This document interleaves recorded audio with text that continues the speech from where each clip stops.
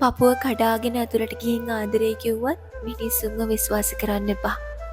මෙච්චරක් ආදරේ කිව්වත් කොච්චරක්ද කියලාවත් අහන්න එපා. මොකද හැමෝම වෙලාව ආවහම යන්න යනවා.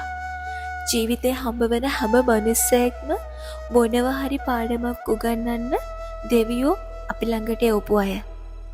ඉතින් ඒ පාඩම ඉගෙනගෙන මිනිස්සු කවුද කියලා තේරුම් අරගෙන තමන්ට තමන් විතරයි කියලා හිතන් තනියම ජීවත් වෙන්න. ආදරේ කියන කවුරුවත් යද්දි අහන්න නෑ එයාලා ගියාම තනියම ඉන්න පුළුවන්ද කියලා.